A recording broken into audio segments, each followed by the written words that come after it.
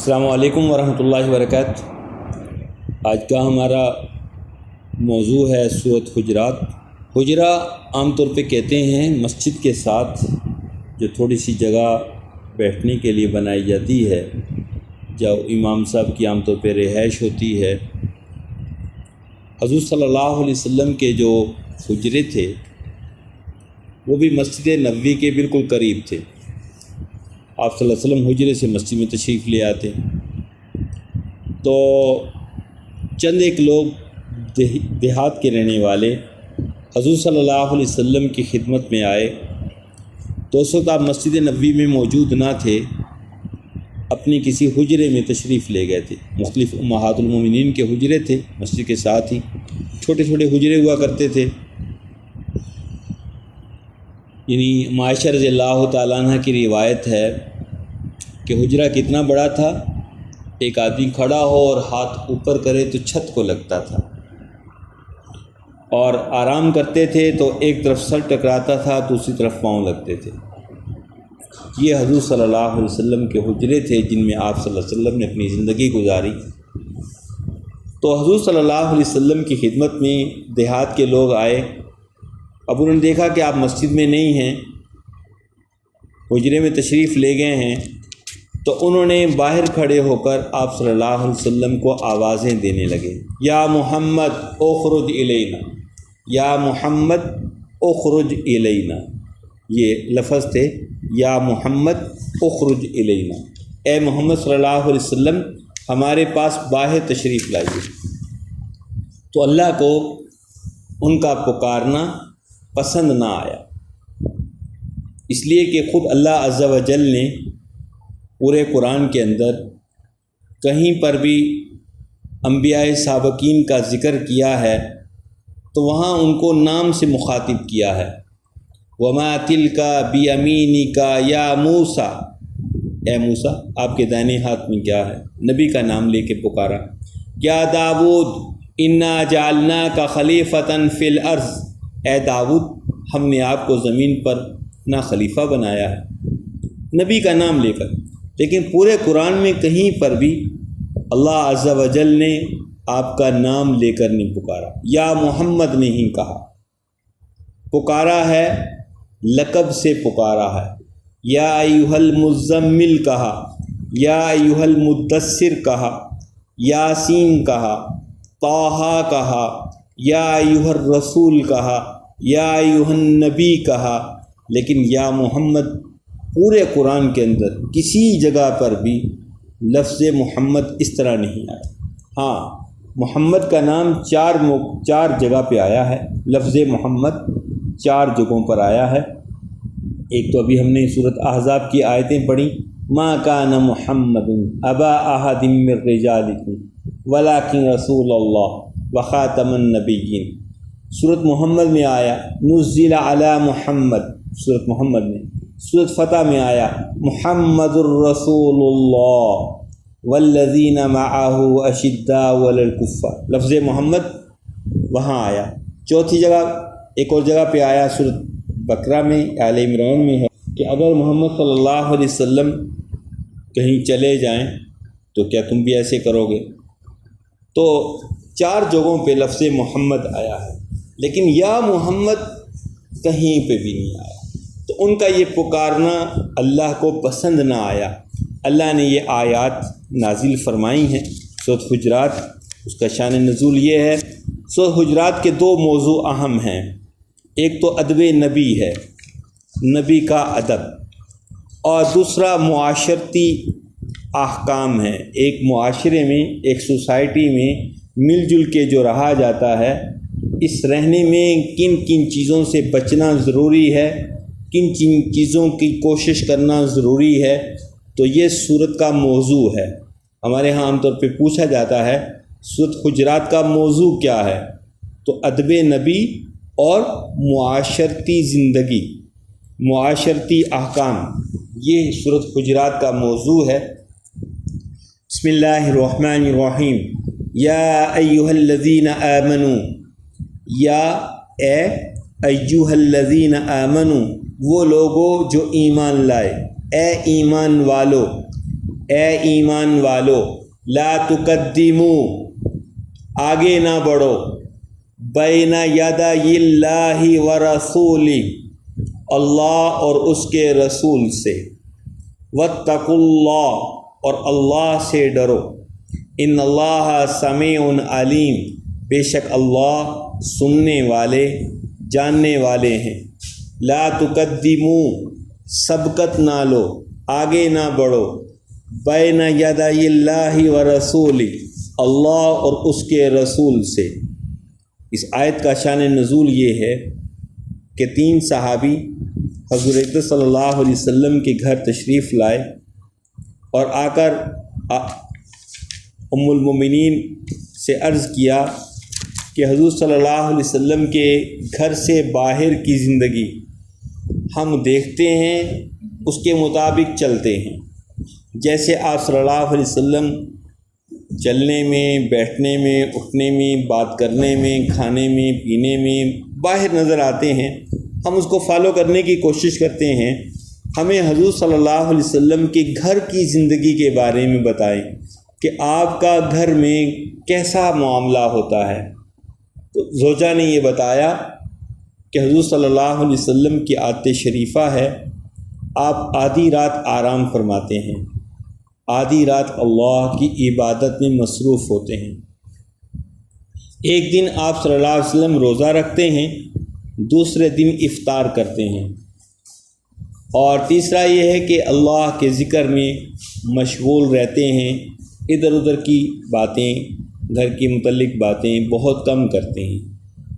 اب ان تینوں نے اپنے طور پہ یہ سوچا کہ آپ تو اللہ کے نبی ہیں، آپ برگزیدہ ہیں، اور آپ صلی اللہ علیہ وسلم سے تو کوئی معصیت ہو ہی نہیں سکتی، اور اگر خدا نہ خواستہ ہو بھی جائے، معافی کا فیصلہ اللہ نے پہلے کر دیا ہے۔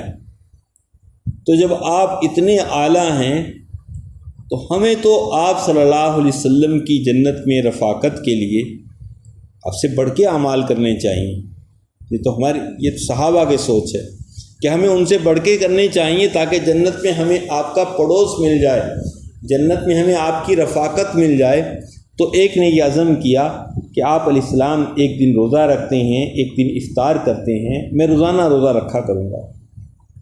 ایک کہنے لگا کہ حضور علیہ السلام آدھی رات عبادت کرتے ہیں، آدھی رات آرام فرماتے ہیں، میں ساری رات عبادت کروں گا۔ اور ایک نے یہ کہا کہ آپ صلی اللہ علیہ وسلم اللہ کا ذکر کرتے ہیں، کبھی کبھار تھوڑی سی باتیں کر لیتے ہیں، میں ہمتاً اللہ کے ذکر میں مشغول رہوں گا۔ اب یہ تو صحابہ کی سوچ ہے، ہماری سوچ کیا ہوتی ہے؟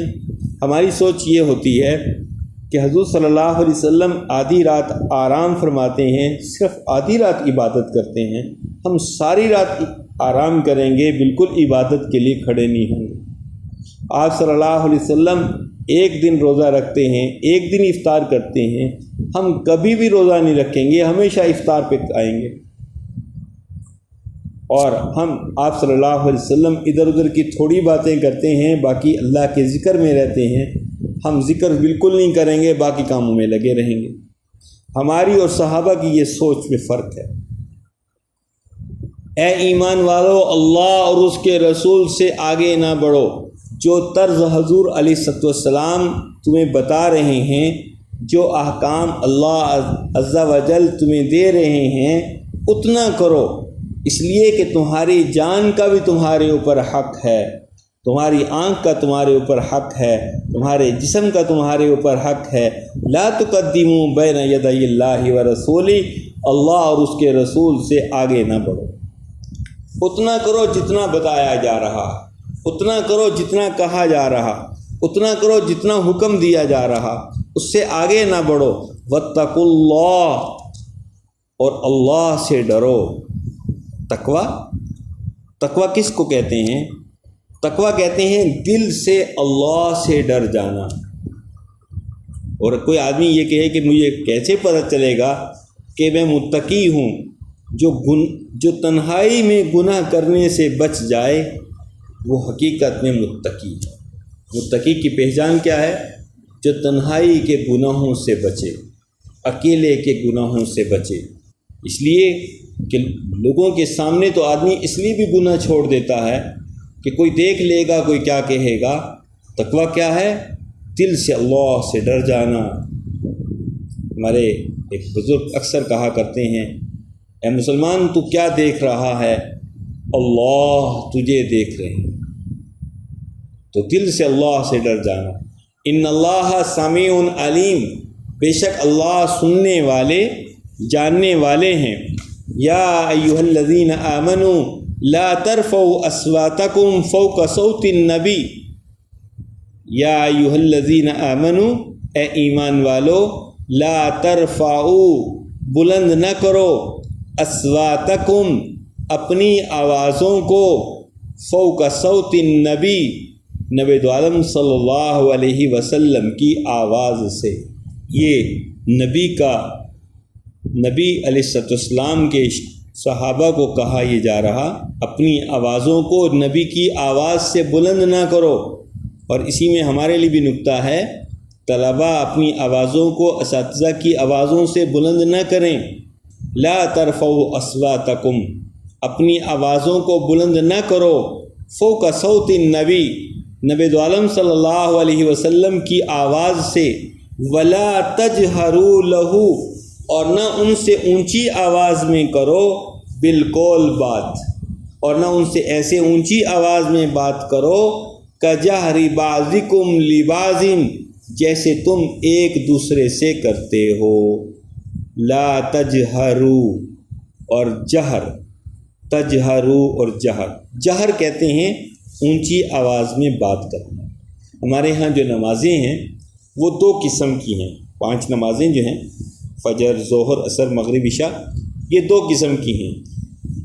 کچھ ہیں سری نمازیں جن میں آہستہ آواز سے قرات کی جاتی ہے، جیسے ظہر اور عصر، اور باقی ہیں جاہری نمازیں، ان میں امام اونچی آواز سے قرات کرتا ہے، فجر میں، جمعہ میں، مغرب میں، عشاء میں۔ تو جہر کہتے ہیں اونچی آواز میں بات کرنا۔ ولا تجہروا لہ بالقول، اور نہ ان سے ایسے اونچی آواز میں بات کرو، کجہر بعضکم لبعض، جیسا تم ایک دوسرے سے اونچی آواز میں بات کرتے ہو۔ ان تحبط اعمالکم، ایسا نہ ہو، ان یہاں جو ان آیا ہے اس کے اندر یہ معنی چھپا ہوا ہے، ایسا نہ ہو کہ، آپ کہیں گے کہ انت چھوٹا سا جملہ ہے، اس کا جواب اتنا سارا، تو ان کو اگر آپ ایسے دوسرا کہیں مبادہ، مبادہ، ان مبادہ، یعنی ایسا نہ ہو کہ تحبط اعمالکم، تمہارے اعمال ضائع ہو جائیں، وانتم لا تشعرون، اور تمہیں پتہ بھی نہ چلے اور تمہیں خبر بھی نہ ہو۔ ایک انسان کیونکہ نبی کے آواز سے آواز کو بلند کرنا، یا نبی علیہ السلام کی آواز سے بلند اپنی آواز رکھنا، یہ اعمال کو ضائع کر دیتا ہے، اور آدمی کو پتہ بھی نہیں چلتا، اس لیے کہ معاملہ تو اعمال نامے میں درج ہو رہے ہیں، فیصلہ تو اللہ کے حضور ہونا ہے، تو اس لیے محتاط رہنا، اپنی آوازیں دھیمی رکھنا، آہستہ رکھنا، یہ اونچی اونچی بولنا یہ نبی نے ہمیں نہیں سکھایا۔ اپنی آوازوں کو پست رکھو، آہستہ رکھو۔ ان الذین یغضون اصواتہم، بے شک جو لوگ اپنی آوازیں پست رکھتے ہیں، عند رسول اللہ، رسول اللہ صلی اللہ علیہ وسلم کے پاس، جو لوگ اپنی آوازوں کو رسول اللہ صلی اللہ علیہ وسلم کے پاس پست رکھتے ہیں، اولئک الذین امتحن اللہ، یہی وہ لوگ ہیں جن کے دلوں کو اللہ نے جانچ لیا ہے، پرکھ لیا ہے، للتقوی، تقوی کے لیے، لہم مغفرہ، ان کے لیے بخشش ہے، واجر عظیم، اور بڑا اجر ہے۔ تو آواز کو پست رکھنا، اب یہ ہمارے سامنے یہ موضوعات بھی آتے رہیں کہ ادب نبی کے اعتبار سے کون کون سی بات کہی جا رہی۔ پہلی بات، اللہ اور اس کے رسول سے سبقت نہ لو، آوازوں کو نبی کی آواز سے بلند نہ کرو، نبی علیہ السلام سے اونچی اونچی آواز میں بات نہ کرو۔ 3 باتیں ہوئیں، اور ان کے لیے بشارت ہے جو اپنی آوازوں کو حضور اقدس صلی اللہ علیہ وسلم کے پاس پست رکھتے ہیں، ان کے لیے بخشش ہے اور بڑا اجر ہے۔ ان الذین ینادونک من وراء الحجرات، اب وہ جو آیت کے شروع میں نے بات کہی تھی کہ بدو لوگ آئے اور حضور صلی اللہ علیہ وسلم کے حجرے کے باہر، قبیلہ بنو تمیم کے لوگ مدینہ پہنچے تو آپ صلی اللہ علیہ وسلم کسی حجرہ میں آرام فرما رہے تھے۔ دیہات کے رہنے والے تھے، ادب نبی سے ناواقف تھے، تو کھڑے ہو کر اونچی آواز میں یہ کہنا شروع کیا۔ تو یہ تعلیم ہے کہ پکارنا کیسے ہے۔ ان الذین ینادونک من وراء الحجرات، ان الذین، بے شک وہ لوگ، ینادون جو پکارتے ہیں، کا آپ کو، من وراء الحجرات حجروں کے باہر سے، بے شک جو لوگ آپ کو حجروں کے باہر سے پکارتے ہیں، اکثرہم لا یعقلون، ان میں سے اکثر عقل نہیں رکھتے۔ جو لوگ آپ کو حجروں کے باہر سے پکارتے ہیں، ان میں سے اکثر لوگ عقل نہیں رکھتے۔ وَلَوْ أَنَّهُمْ صَبَرُوا، اگر وہ لوگ صبر کرتے، حَتَّى تَخْرُجَ إِلَيْهِمْ، حتیٰ کہ آپ خود ان کے پاس تشریف لاتے۔ وَلَوْ أَنَّهُمْ صَبَرُوا، اگر وہ لوگ صبر کرتے، حَتَّى تَخْرُجَ إِلَيْهِمْ، یہاں تک کہ آپ خود ان کے ہاں تشریف لاتے، لَكَانَ خَيْرًا لَهُمْ، تو ان کے لیے بہتر ہوتا۔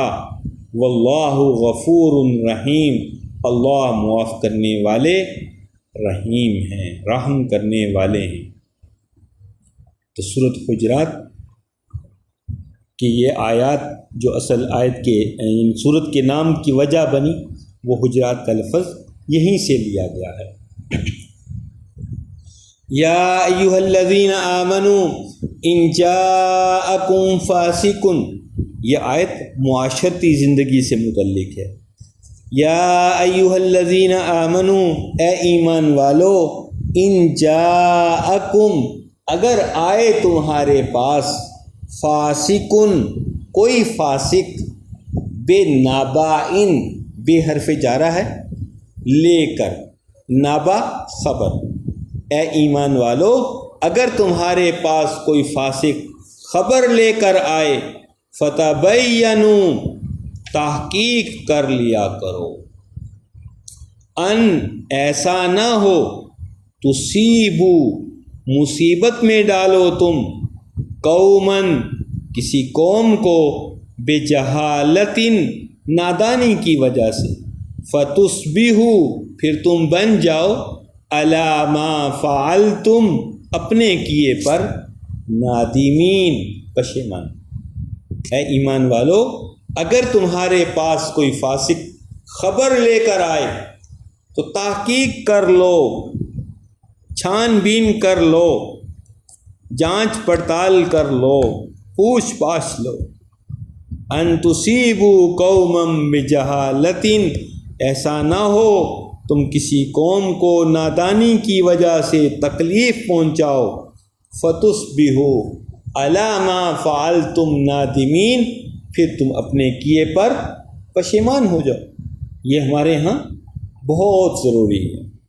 حدیث کے اندر آتا ہے کہ اگر تمہارے پاس کوئی شخص آئے اور آ کے یہ بتائے کہ فلاں آدمی نے میری آنکھ نکال دی ہے، اور واقعتاً اس کی آنکھ نکلی ہوئی ہو، تم اس وقت تک کوئی فیصلہ صادر نہ کرو جب تک دوسرے کی بات سن نہ لو، ہو سکتا ہے اس نے اس کی 2 آنکھیں نکالی، چھان بین کر لو۔ ہمارے ہاں جانچ پڑتال نہیں کی جاتی، بات پہنچتی ہے فوراً ہم اپنے ریمارکس، اپنا بیہیو، اپنا رویہ پیش کر دیتے ہیں۔ ایمان والوں سے اس کا تقاضا کیا گیا۔ خبریں بہت سی آئیں گی، اور اب تو خبریں پہنچنے کا زمانہ، بہت خبریں پہنچنے کے لیے آلات ہر وقت دستیاب ہیں۔ پہلے لوگ جب موبائل ٹیلی فون کا نظام نہیں تھا تو گھر کے اندر کوئی بات ہوتی تو بیٹی یہ چاہتی کہ میں اپنے والدین کو خبر کروں، خبر ہوتے ہوتے 8-10 دن گزر جاتے، معاملہ ٹھنڈا ہو جاتا، والدین کو بتانے کی ضرورت ہی محسوس نہ کرتے۔ اب گھر کے اندر کوئی بات ہو، فوراً ادھر سے ادھر، ادھر سے ادھر، ادھر سے ادھر پہنچتے اور نمک مسالہ لگانا تو ہمارے ہاں عورتوں کا دائیں ہاتھ کا کھیل ہے کہ بات کا بتنگڑ بنا دیا جائے، بات کچھ ہو اور کچھ سے کچھ بنا دی جائے۔ معاشرتی زندگی کے اعتبار سے یہ بڑا اہم نقطہ اللہ عز و جل نے ہمیں دیا ہے کہ اے ایمان والو، اگر تمہارے پاس کوئی خبر پہنچے، کوئی آدمی خبر لے کر آئے، کسی ذریعے سے کوئی خبر پہنچے، فتبینوا، اس کی چھان بین کر لو، اس بات کو پرکھ لو، اس کے بارے میں پوچھ پاچھ لو، ان تصیبوا قوما بجہالہ، کہ غصے میں، نادانی میں تم کسی آدمی کا، کسی قوم کا، کسی جتھے کا نقصان کر دو، فتصبحوا علی ما فعلتم نادمین، اور بعد میں تم پچھتاتے رہو۔ بعد میں پچھتانے سے بہتر ہے معاملے کی چھان بین پہلے کرو۔ وَاعْلَمُوا أَنَّ فِيكُمْ رَسُولَ اللَّهِ، جان رکھو تمہارے درمیان اللہ کے رسول ہیں۔ لَوْ يُطِيعُكُمْ فِي كَثِيرٍ مِّنَ الْأَمْرِ، لَوْ يُطِيعُكُمْ فِي كَثِيرٍ مِّنَ الْأَمْرِ، لو اگر، یطیعو وہ اطاعت کریں، کم تمہاری، فی کثیر من الامر بہت سے معاملوں میں، اگر وہ تمہارے کہنا مان لیں، لعنتم تو تم مشقت میں پڑ جاؤ۔ اگر رسول اللہ صلی اللہ علیہ وسلم بہت سے معاملوں میں تمہارا کہا مان لیں تو تم مشقت میں پڑ جاؤ۔ حضور علیہ السلام قیامت تک کے لیے نبی ہیں، اور آپ صلی اللہ علیہ وسلم امت کے سب سے بڑھ کے خیر خواہ ہیں۔ بعض دفعہ آپ صلی اللہ علیہ وسلم کے صحابہ آپ سے کسی امر کی اجازت لیتے تو آپ صلی اللہ علیہ وسلم کی نظر صرف ان لوگوں تک نہیں تھی، قیامت تک کے انسانوں پہ تھی۔ قیامت تک یہ دین رہے گا، قیامت تک کے انسان اس پہ عمل کیسے کر سکیں گے؟ خود حضور صلی اللہ علیہ وسلم نے اپنے محبوب عملوں کو نفل رکھا کہ میری امت اس کو نبھا نہیں سکے۔ جیسے فرمایا ایک موقع پر، اگر مجھے امت پر مشقت کا ڈر نہ ہوتا، تہجد کو فرض قرار دیتا۔ فرض کیوں نہیں قرار دیا؟ اس لیے کہ امت نبھا نہیں سکے۔ اگر مجھے امت پر مشقت کا ڈر نہ ہوتا، مسواک کو فرض قرار دیتا۔ کیوں نہ قرار دیا؟ کہ امت نبھا نہیں سکے۔ لو کثیر من الامر، لو یطیعکم فی کثیر من الامر، اگر وہ بہت سے معاملوں میں تمہارا کہا مان لیں، لعنتم تو تم مشکل میں پڑ جاؤ۔ ولکن اللہ حبب الیکم الایمان، لیکن اللہ نے تمہارے لیے ایمان کو محبوب بنایا ہے۔ وزینہ فی قلوبکم، اور اس ایمان کو تمہارے دلوں میں مزین کیا ہے۔ زینہ، اور اس نے اس کو مزین کیا ہے، سجایا ہے، فی قلوبکم تمہارے دلوں میں۔ وکرہ الیکم الکفر والفسوق والعصیان، وکرہ اور اس نے ناپسند کیا ہے، الیکم الکفر تمہارے لیے کفر کو، گناہ کو اور معصیت کو۔ اولئک هم الراشدون، یہی لوگ راہ راست پر ہیں۔ فضلا من اللہ ونعما، اللہ کے فضل اور انعام کی وجہ سے۔ واللہ علیم حکیم، اللہ علم والے ہیں، حکمت والے ہیں۔ تو اللہ نے ایمان کو ہمارے دلوں میں مزین کیا ہے، ایمان کو ہمارے لیے محبوب بنایا ہے، ایمان کس چیز کو کہتے ہیں؟ ایمان کہتے ہیں دل کی گہرائیوں سے حضور صلی اللہ علیہ وسلم کی دی ہوئی خبروں کو دل کی گہرائیوں سے آپ پر اعتماد کرتے ہوئے سچا مان لینا، یہ ایمان ہے کہ جو اللہ اور اللہ کے نبی نے ہمیں بتایا ہمیں ان پر اعتماد ہے، وہ سچے ہیں، سچوں کے سردار ہیں، ہمارا دل جو ہمارا ان پہ ایمان ہے۔ ہماری آنکھ دیکھے نہ دیکھے، ہمارے آنکھ دیکھے نہ دیکھے، ہمارے تجزیے میں وہ بات آئے نہ آئے، لیکن جو بات لب مصطفیٰ سے نکلی ہے وہ سب سے زیادہ قیمتی اور سب سے زیادہ پاکیزہ ہے اور سب سے زیادہ اہم ہے۔ تو ایمان والوں کے لیے کیا فرمایا؟ اولئک هم الراشدون، یہی لوگ راہ راست پر ہیں۔ اولئک هم الراشدون، یہی لوگ راہ راست پر ہیں۔ فضلا من اللہ و نعمہ، اللہ کے فضل کی وجہ سے، اللہ کی نعمتوں کی وجہ سے۔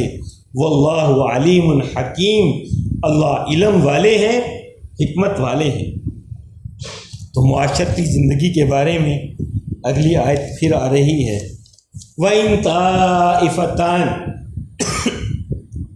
وَإِن طَائِفَتَانِ مِنَ الْمُؤْمِنِينَ، اگر مومنوں کے دو گروہ اقتتلوا، آپس میں لڑ پڑے، اگر مومنوں کی دو گروہ آپس میں لڑ پڑے، فَأَصْلِحُوا بَيْنَهُمَا، تو ان دونوں کے درمیان صلح کرا دو۔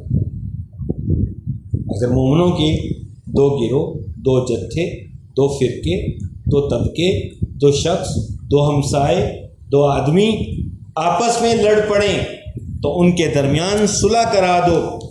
فَإِن بَغَتْ إِحْدَاهُمَا عَلَى الْأُخْرَى، اگر ان دونوں میں سے ایک دوسرے پر زیادتی کرے، فَقَاتِلُوا، تو اس سے لڑو، الَّتِي تَبْغِي، جس نے زیادتی کی ہے، حَتَّى تَفِيءَ إِلَىٰ أَمْرِ اللَّهِ، حتیٰ کہ وہ اللہ کے امر کی طرف لوٹ آئے۔ فَإِن فَاءَتْ، اگر وہ لوٹ آئے، فَأَصْلِحُوا بَيْنَهُمَا بِالْعَدْلِ، تو ان کے درمیان عدل سے صلح کرا دو۔ وَاقْسِطُوا، اور انصاف کرو، ان اللہ یحب المقسطین، بے شک اللہ انصاف کرنے والوں کو پسند کرتا ہے۔ اگر مومنوں کے دو گروہ آپس میں لڑ پڑیں تو کیا کرو؟ ویڈیو بنانی شروع کرو، تماشا دیکھنا شروع کر دو؟ نہیں، صلح کرا دو، صلح کرا دو۔ اگر ایک زیادتی کرے تو پھر اس کے حمایتی بنو، جو مظلوم ہے، جس پہ ظلم ہوا ہے، اس کے حمایتی بنو۔ یہ نہ دیکھو میری قوم کون سی طرف ہے، میری برادری کس طرف ہے، میرا فرقہ کون سا ہے، نہیں، اس سے لڑو جس نے زیادتی کی ہے، حتیٰ کہ وہ اللہ کے امر کی طرف لوٹ آئے۔ اگر وہ لوٹ آئے تو ان کے درمیان عدل سے صلح کرا اور انصاف کرو۔ عدل اور انصاف، ان دو میں فرق ہے۔ عدل کہتے ہیں واضع شیء فی محلہ، کسی بھی چیز کو اس کے ٹھکانے پہ رکھ دینا، یہ عدل ہے۔ اور انصاف کہتے ہیں برابر کر دینا، کہیں عدل ہوتا ہے کہیں انصاف ہوتا ہے۔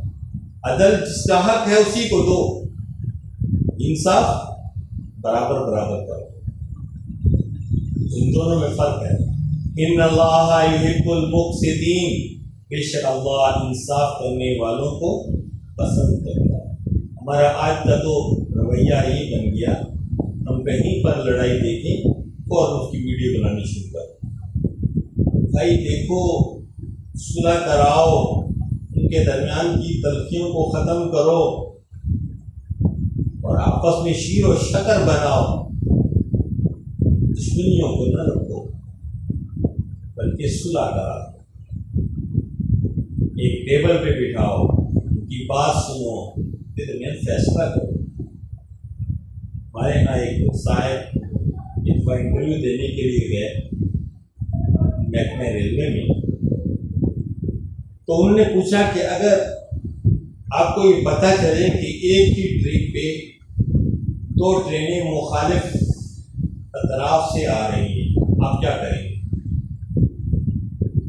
تو وہ کہنے لگے کہ میں اسٹیشن ماسٹر سے کہوں گا، مگر اسٹیشن ماسٹر موقع پہ موجود نہیں ہے، میں کانٹا بدلنے والے سے کہوں گا بھی کانٹا چینج کرو تاکہ ایک ٹرین ایک ٹرپ پہ آئے دوسرے ٹرپ پہ آئے، ان کا کانٹے والا بھی موجود نہیں ہے، پھر کیا کرو گے؟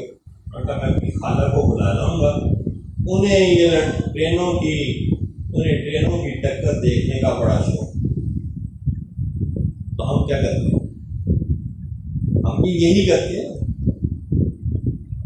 کہ بجائے اس کے کہ ان کے درمیان صلح کرائی جائے، ان کے درمیان محبت پیدا کی جائے، ان کو جو ہے وہ روکا جائے، ہم اس کی ویڈیو بنانی شروع کر دیں گے، ہم اس پہ تبصرے کرنے شروع کر دیں گے، ہم کسی ایک فریق کے ساتھ ہو جائیں گے، اس کی حمایت کرنی شروع کر دیں گے۔ عدل کرو، عدل کرو، اللہ عدل کو پسند کرتے۔ انما المؤمنون اخوہ، تمام مومن بھائی بھائی ہیں، تمام مومن ہر اہل ایمان بھائی بھائی ہیں۔ فاصلحوا بین اخویکم، اپنے بھائیوں کے درمیان صلح کرا دیا کرو۔ واتقوا اللہ، اور اللہ سے ڈرو۔ لعلکم ترحمون، تاکہ تم پر رحم کیا جائے۔ واتقوا اللہ، اللہ سے ڈرو۔ ایک یہ تقویٰ کا لفظ ایسی ہے جو بار بار آتا ہے، اس لیے کہ اگر تقویٰ دل میں ہے، ہر نیکی کا کرنا آسان ہے، ہر برائی سے بچنا آسان ہے۔ اگر تقویٰ دل کے اندر نہیں ہے، نیکی کا کرنا مشکل ہے، بدی سے بچنا مشکل۔ تو اس لیے اللہ نے ہر موقع پر، ہر حکم کے اندر یہ بار بار اس کا تقاضا کیا، تقویٰ، دل سے اللہ سے ڈرو۔ ایک دفعہ حضرت عمر رضی اللہ تعالیٰ عنہ نے حضرت کعب احبار سے پوچھا تقویٰ کیا ہے؟ کچھ فرمانے لگے، کبھی آپ کا گزر ایسی جگہ سے ہوا ہے جہاں پر خاردار جھاڑیاں ہوں؟ تو بالکل کئی دفعہ گزرا ہوں۔ کیسے گزرتے ہیں؟ کہ بھئی اپنے دامن کو سمیٹ کے گزرتا ہوں، کوئی کانٹا میرے دامن سے الجھ نہ جائے، میں اسی کا نام تقویٰ ہے۔ دنیا خاردار جھاڑیاں ہیں، اپنے دامن کو سمیٹتے ہوئے ان خاردار جھاڑیوں سے سمٹ کر گزر جانا، یہی تقویٰ ہے۔ ہر برگ تجھے پکارے گا پیار سے 100 بار، دامن سے الجھ کر روکیں گے بہت خار۔ دامن کو بچاتا ہوا ان خاروں سے گزر جا، منزل تیری آگے ہے بہاروں سے گزر جا۔ ہماری منزل جنت ہے، ان کانٹوں سے گزر جانا، ان لوگوں کی تلخیوں سے اور ان معاشرتی خامیوں سے اپنے آپ کو بچا کر آگے چلے جانا کہ ہمارا ٹھکانہ اصل جنت ہے۔ تو یہ پہلا رکوع تھا سورۃ حجرات کا۔ آج کا ہمارا لیسن اسی پہ ختم ہوتا ہے۔